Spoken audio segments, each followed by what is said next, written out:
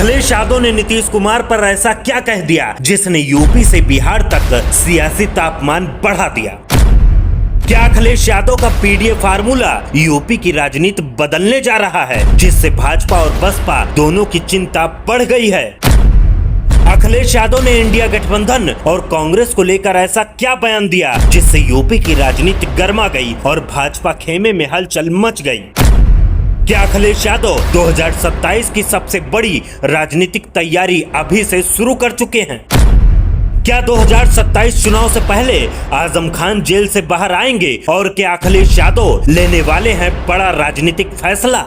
Samajwadi party के राष्ट्रीय अध्यक्ष अखिलेश यादव इन दिनों उत्तर प्रदेश की राजनीति में सबसे सक्रिय चेहरों में से एक बनकर उभरे हैं और उनके हालिया बयान साफ संकेत देते हैं कि 2027 का विधानसभा चुनाव अभी से उनके राजनीतिक एजेंडे का केंद्र बन चुका है। जयपुर, प्रयागराज, झांसी और लखनऊ में दिए गए उनके बयानों को जोड़कर देखें तो एक स्पष्ट रणनीति सामने आती है। पहला, भाजपा के खिलाफ विपक्षी एकता को बचाए रखना। दूसरा, पीडीए यानी पिछड़ा दलित अल्पसंख्यक समीकरणों को मजबूत करना। और तीसरा, कांग्रेस के साथ इंडिया गठबंधन को बनाए रखते हुए उत्तर प्रदेश में सीधी लड़ाई तैयार करना। हाल ही में उन्होंने नीतीश कुमार को लेकर जो बयान दिया उसने राष्ट्रीय राजनीति में भी हलचल पैदा कर दी। अखिलेश यादव ने कहा कि जब इंडिया गठबंधन बना था तब कई दल चाहते थे कि नीतीश कुमार प्रधानमंत्री बने और सम्मानजनक तरीके से राष्ट्रीय राजनीति में जाएं, लेकिन अब हालात बदल चुके हैं। उनका कहना था कि बिहार की राजनीति जिस दिशा में गई उससे साफ है कि भाजपा ने नीतीश कुमार की भूमिका सीमित कर दी है और अब उन्हें मुख्यमंत्री पद से हटाकर राज्यसभा के राष्ट्रीय राजनीतिक रिटायरमेंट की ओर ले जाया जा रहा है। इस बयान के जरिए अखिलेश यादव ने केवल नीतीश कुमार पर टिप्पणी नहीं की बल्कि भाजपा पर यह आरोप भी लगाया कि वह सहयोगी दलों के नेताओं को इस्तेमाल करके किनारे कर देते हैं। इसी के साथ ही उन्होंने यह भी याद दिलाया कि समाजवादी पार्टी पहले ही भविष्यवाणी कर चुकी थी कि बिहार में राजनीतिक समीकरण ऐसा मोड़ लेंगे जहां नीतीश कुमार मुख्यमंत्री के रूप में अपना कार्यकाल पूरा नहीं कर पाएंगे।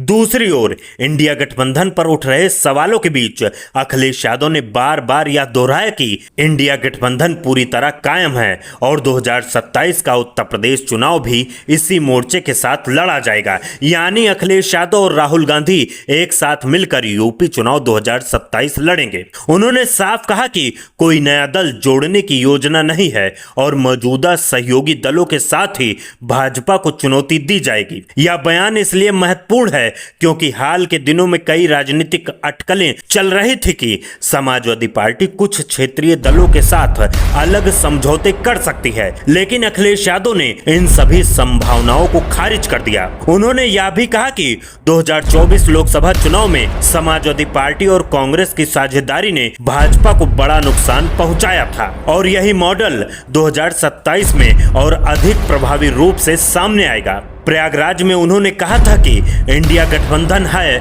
और रहेगा, जिससे यह साफ संदेश गया कि विपक्षी एकता टूटने वाली नहीं है।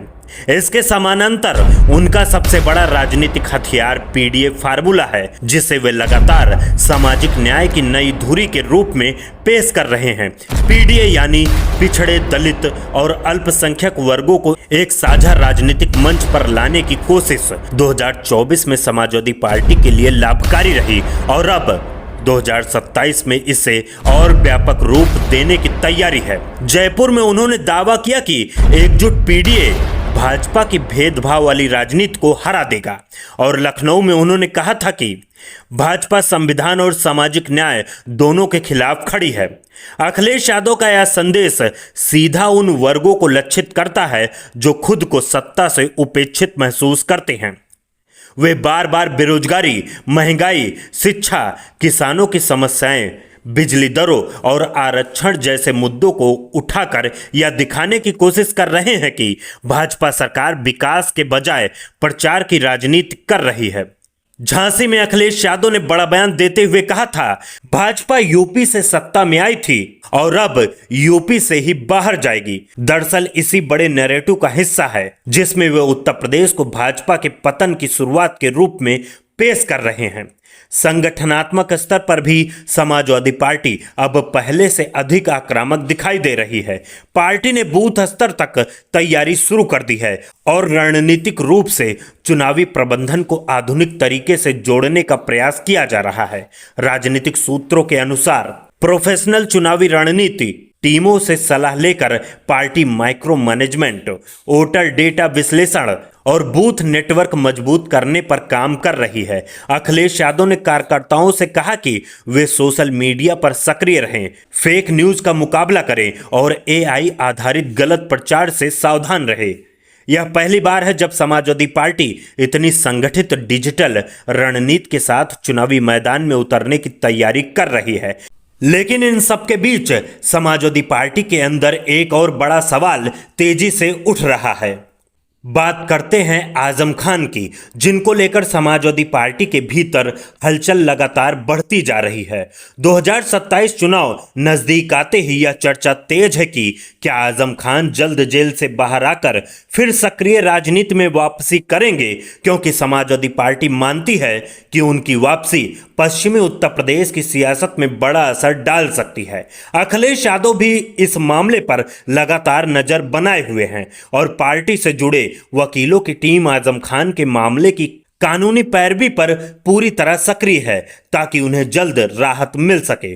दूसरी तरफ मुस्लिम मतदाताओं को फिर से एकजुट करने के लिए अखिलेश यादव ने बड़ी रणनीति के तहत अफजाल अंसारी, जियाउर रहमान बर्क, इकरा हसन और इरफान सोलंकी जैसे नेताओं को अलग अलग क्षेत्रों में जिम्मेदारियां देकर संगठन को मजबूत करना शुरू कर दिया है, जिससे साफ है कि समाजवादी पार्टी 2027 से पहले अपना मुस्लिम वोट बैंक पूरी तरह संगठित करने में जुट गई है।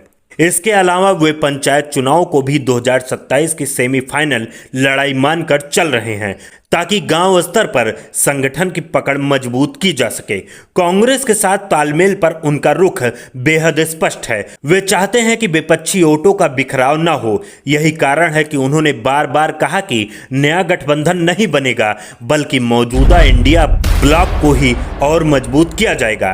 भाजपा के खिलाफ उनका राजनीतिक हमला केवल चुनावी बयानबाजी तक सीमित नहीं है। वे चुनाव आयोग, प्रशासनिक मशीनरी और सरकारी संस्थाओं के दुरुपयोग का भी आरोप लगा रहे हैं। हाल ही में उन्होंने उपचुनाव को लेकर कहा कि भाजपा जब जनता के मुद्दों पर कमजोर पड़ती है तो संस्थाओं के पीछे छिप जाती है। बंगाल चुनाव को लेकर भी उन्होंने विपक्षी एकता की बात कही, क्योंकि वे समझते हैं कि राष्ट्रीय स्तर पर विपक्ष मजबूत होगा तो उसका सीधा असर उत्तर प्रदेश पर पड़ेगा। कुल मिलाकर देखें तो अखिलेश यादव की पूरी राजनीति इस समय 3 स्तंभों पर टिकी है: इंडिया गठबंधन, पीडीए सामाजिक समीकरण और भाजपा विरोधी जन असंतोष। वे यह संदेश देने में सफल रहे हैं कि समाजवादी पार्टी अब केवल एक क्षेत्रीय दल नहीं बल्कि राष्ट्रीय विपक्षी राजनीति की निर्णायक शक्ति बनना चाहती है। लेकिन चुनौती भी कम नहीं। भाजपा अभी भी मजबूत संगठन, सत्ता संसाधन और मुख्यमंत्री योगी आदित्यनाथ की लोकप्रियता के साथ मैदान में है। ऐसे में उत्तर प्रदेश का मुकाबला केवल नारों से नहीं बल्कि जमीनी संगठन, उम्मीदवार चयन और गठबंधन अनुशासन से तय होगा। अब सबसे बड़ा सवाल यही है, क्या अखिलेश यादव का पीडीए इंडिया गठबंधन मॉडल 2027 में भाजपा को सचमुच सत्ता से बाहर कर पाएगा या उत्तर प्रदेश की राजनीति फिर कोई नया मोड़ लेगी।